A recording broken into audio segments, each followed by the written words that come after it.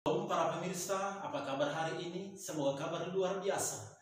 Karena kasih karunia Tuhan berlimpah bagi kita semuanya. Kita bertemu kembali dalam pelajaran sekolah sahabat kita. Pelajaran yang ke-11 berjudul 7 Malapetaka yang terakhir. Ayat inti kita Wahyu 15 ayat 4. Siapakah yang tidak takut kepadamu Tuhan? Siapakah yang tidak mau mengabarkan kebesaranmu? Engkau sajalah yang suci. Segala bangsa akan datang menyembah engkau, karena tindakan-tindakanmu yang adil telah dilihat oleh semua orang. Para pemirsa yang diberkati oleh Tuhan, dalam kesimpulan pelajaran sekolah sahabat kita pada saat ini, saya mau membawa perhatian kita dalam Wahyu pasal 11 ayat 18. Ini menyimpulkan peperangan akhir melawan umat Allah yang sisa. Siapakah yang sisa? Mereka yang setia dan mereka yang menuruti perintah-perintah Allah dan mereka yang beriman. Bangsa akan marah. Kenapa Bapak Ibu? Bangsa-bangsa akan marah. Tetapi Tuhan tidak membiarkannya. Tuhan memberi respon dengan mencurahkan amarahnya, mencurahkan murkanya. Dinyatakan melalui 7 malapetaka yang terakhir. Kita baca dalam Wahyu pasal 15 ayat yang pertama. Kepada siapakah murka Allah itu? Murka Allah itu diberikan kepada mereka yang tidak bertobat. Wahyu pasal yang ke-15. Di sini dibuka dengan gambaran 7 malaikat dan ada 7 cawan yang dipenuhi dengan murka Allah. Tetapi sebelum cawan murka Allah itu dicurahkan Bapak Ibu, Tuhan memiliki umat yang setia. Wahyu 15 ayat 1 sampai 4. Mereka, umat yang setia itu disebut sebagai pemenang. Kenapa mereka menang? Karena mereka menang mengalahkan binatang dan patungnya. Mereka tidak mau tunduk. Umat yang setia itu digambarkan sebagai umat yang berdiri di atas bagaikan lautan kaca. Umat yang setia itu mereka menyanyikan nyanyian Musa dan anak domba. Umat yang kudus yang menang itu dinyatakan sebagai kelompok 144.000. Kita baca Alkitab kita Wahyu 14 ayat 1 sampai 5.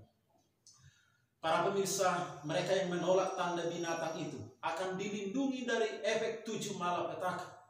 Mereka akan mengalami transformasi tubuh yang fana. 1 Korintus 15 ayat 51 sampai 54. Mereka bergabung dengan umat yang kudus yang dibangkitkan saat Yesus datang dengan penuh kemuliaan. 1 Tesalonika 4 ayat 17. Ini mengingatkan kita kepada pengalaman bangsa Israel ketika mereka berdiri di tepi Laut Merah, merayakan kemenangan Allah atas bangsa Mesir. Mereka keluar dari tanah Mesir menyeberangi Laut Merah. Keluaran pasal yang ke-15. Para pemirsa, arti 7 malapetaka. Pada saat Kristus siap datang kedua kali ke dunia ini, sebelum kedatangannya yang kedua kali, angin perusak yang selama ini masih ditahan akan segera dilepas. Wahyu 7 ayat 1 sampai 3. Maka akan terjadi 7 malapetaka. 7 malapetaka terakhir akan dicurahkan hanya sesaat sebelum kedatangan Yesus yang kedua kali.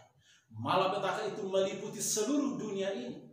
Malapetaka itu dicurahkan sama seperti pada waktu zaman Firaun di tanah Mesir. Malapetaka itu dicurahkan kepada orang-orang yang mengeraskan hatinya, kepada orang yang tidak mau bertobat. Wahyu 16 ayat 11. Murka Allah adalah reaksi Tuhan atas pilihan manusia itu sendiri, yang tidak takut kepadanya, yang tidak menuruti perintah-perintahnya, yang tidak beriman. Para pemirsa yang diberkati oleh Tuhan, Tuhan tidak menginginkan manusia binasa, tapi selamat. Tapi itu adalah pilihan manusia itu sendiri. 7 malapetaka terakhir, para pemirsa, ini adalah di mana pintu kesempatan bertobat tidak ada lagi. Pintu kasihan sudah tertutup.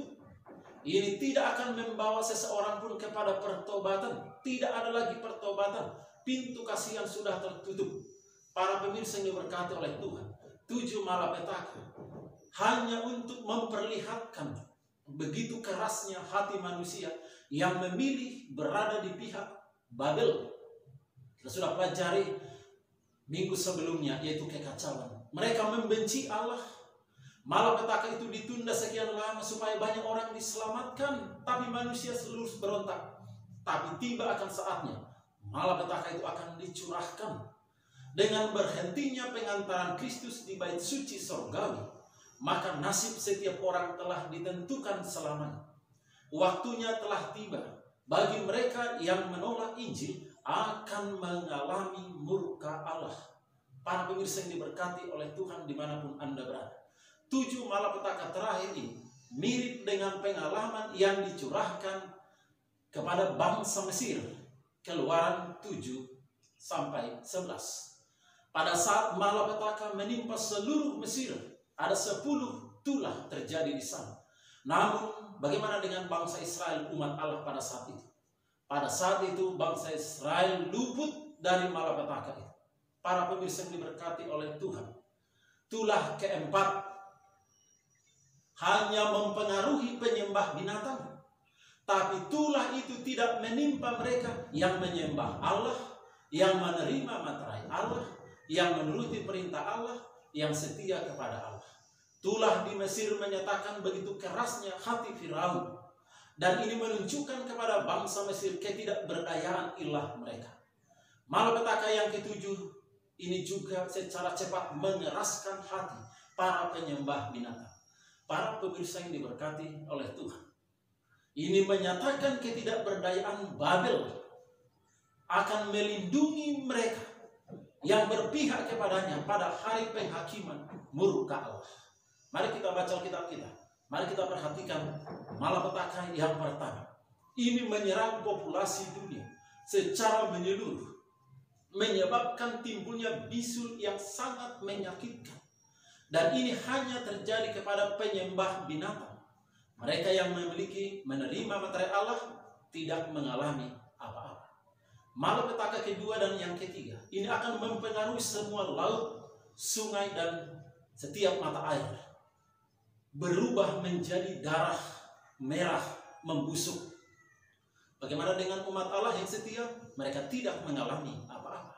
Malapetaka yang keempat ini mempengaruhi matahari, sehingga hal ini menyebabkan mereka merasakan sakit yang luar biasa, panas yang luar biasa. Sakit yang luar biasa ini, para pemirsa, membuat mereka mengutuki Allah, menghujat Allah. Bagaimana dengan umat Allah? Mereka tidak mengalami apa-apa. Tuhan melindungi mereka. Malapetaka yang kelima, para pemirsa, ini menghancurkan tahta binatang itu. Wahyu 16 ayat 10 dan 11. Keluaran 10 ayat 21 sampai 23. Saudaraku, digambarkan dalam pelajaran kita ini mengeringkan sungai Efrat. Mengeringnya secara sungai Efrat inilah secara lambang. Wahyu 16 ayat 12 menyebabkan rubuhnya Babel di zaman akhir. Efrat dalam kitab Wahyu, para pemirsa, ini mewakili kuasa sipil, sekular, kuasa politik yang mendukung Babel. Mengeringkan sungai Efrat artinya ditariknya semua dukungan terhadap Babel. Datangnya serangan tiba-tiba terhadap Babel itu. Dan inilah menyebabkan kehancuran Babel itu. Saat manusia di dunia ini menyaksikan gejolak-gejolak peristiwa alam yang luar biasa, bencana-bencana yang luar biasa. Kita baca Wahyu 16 ayat 11, ayat 10 sampai 11. Kita baca ayat 10. Dan malaikat yang kelima menumpahkan cawanya ke atas tahta binatang itu, dan kerajaannya menjadi gelap, dan mereka menggigit lidah mereka karena kesakitan. Ayat 11, dan mereka menghujat Allah yang di sorga karena kesakitan, karena bisul mereka. Tetapi mereka tidak bertobat. Kenapa? Pintu kasihan sudah tertutup. Tidak lagi pertobatan. Dari perbuatan-perbuatan mereka, manusia itu lari ke Babel untuk mencari perlindungan. Namun saat malapetaka kelima itu menghancurkan Babel, mereka menyadari kesia-siaan. Mereka menyadari sia-sia mencari pertolongan ke sana. Akhirnya apa yang terjadi? Mereka berbalik melawan Babel. Dan yang menyebabkan kejatuhan Babel tersebut, Wahyu 17 ayat 16. Para pemirsa yang diberkati oleh Tuhan, dimanapun Anda berada, setan berusaha menipu umat manusia, bahkan umat pilihannya juga. Dia menyaruh, dia berbuat dengan berbagai cara menyesatkan manusia. Apakah yang dimaksud dengan dikeringkannya sungai Efrat? Wahyu 16 ayat 12. Ini mempersiapkan jalan bagi raja-raja timur yang akan membebaskan umat Allah di akhir zaman. Pertanyaan Bapak Ibu, siapakah raja-raja dari timur itu? Kristus sendiri dan pasukannya yang setia. Wahyu 16 ayat 12. Yesus Kristus bersama dengan malaikat-malaikatnya akan datang dengan beribu-ribu pasukannya untuk menyelamatkan manusia. Para pemirsa yang diberkati oleh Tuhan, bagaimana dengan trinitas palsu itu? Kabar ini menggoncangkan trinitas palsu, mengeringkan sungai Efrat, membawa kabar menggoncangkan trinitas palsu. Yang diberkati oleh Tuhan, pada saat itu Yohanes melihat 3 roh najis yang keluar dari mulut mereka menyerupai katak. Dalam tulah di Mesir, katak adalah malapetaka yang terakhir yang dapat ditiru oleh ahli sihir Firaun. Keluaran 8 ayat 1 sampai 15. Ketiga roh najis yang menyerupai katak adalah upaya iblis yang terakhir untuk meniru pekerjaan Allah. 3 roh najis yang keluar dari mulut trinitas palsu itu melambangkan, saudaraku, strategi iblis yang terakhir untuk menyesatkan manusia, untuk menarik banyak pengikutnya. Iblis menyanggupkan mereka melakukan tanda-tanda ajaib. 2 Tesalonika 2:9 sampai 12. Bahkan sekiranya mereka menyesatkan orang-orang pilihan juga. Saudaraku, ketiga roh najis yang menyerupai katak itu diutus dengan Injil palsu untuk membujuk dunia supaya bergabung dengan mereka dalam persiapan untuk memerangi umat-umat Allah dalam peperangan terakhir, yaitu disebut perang Harmagedon. Saudaraku, seberapa sukseskah penipuan iblis di akhir zaman dalam mengumpulkan umat manusia dalam perang Harmagedon itu?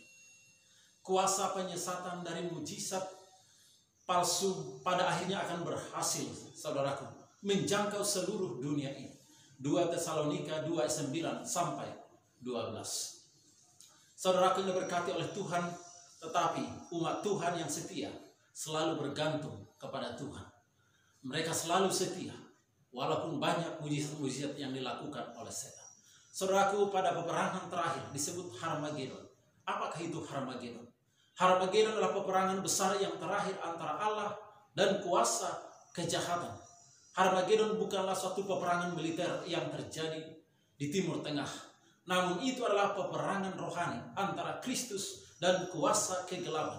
2 Korintus 10 ayat 4. Saudaraku, apakah hasil peperangan itu? Hasil peperangan itu adalah kemenangan Allah atas kuasa kegelapan untuk selama-lamanya, seperti peperangan di Gunung Karmel ketika Elia berhadapan dengan penyembah-penyembah Baal pada saat itu. Kesimpulan dari pelajaran kita, saudara dikasihi Tuhan, sebagai puncak dari penipuan iblis adalah setan sendiri akan mengambil rupa sama seperti Kristus. Dia ingin menyesatkan banyak orang. Pada saat terjadi 7 malapetaka itu, inilah yang menjadi jaminan dan kekuatan bagi kita, saudaraku, bahwa umat-umat Allah akan dilindungi. Umat-umat Allah akan dijagai, disertai, diberkati oleh Tuhan. Tidak mengalami apa-apa, karena Tuhan akan menyertai mereka. Karena mereka memiliki materai Allah dan mereka setia kepada Allah. Mereka menuruti perintah-perintahnya. Mereka beriman kepadanya. Mereka tetap teguh bergantung kepadanya. Oleh karena itu, pada saat ini, apapun yang terjadi dalam kehidupan kita, apapun bahaya, tantangan yang kita hadapi dalam kehidupan ini, percayalah kepada Tuhan. Tuhan akan selalu melindungi. Tuhan akan selalu menyertai kita. Tuhan akan selalu memberkati kita. Amin. Bapak Ibu yang diberkati Tuhan, mari kita berdoa. Tuhan Bapa di sorga, terima kasih firman-Mu. Bila mana terjadi 7 malapetaka, jaminan yang diberikan oleh Tuhan yang memiliki materai Allah, yang menuruti perintah-perintah Allah dan beriman setia kepada-Mu, Engkau akan jaga, tidak mengalami efek dari ke-7 malapetaka itu. Kuatkan, teguhkan kami, dan inilah menjadi pengharapan bagi umat-umat-Mu di seluruh muka bumi ini. Dalam nama Kristus kami berdoa. Amin. Terima kasih para pemirsa. Jangan lupa like, subscribe pelajaran ini, dan biarlah ini menjadi berkat bagi kita semua. Yesus akan datang segera. Mari kita persiapkan diri kita. Tuhan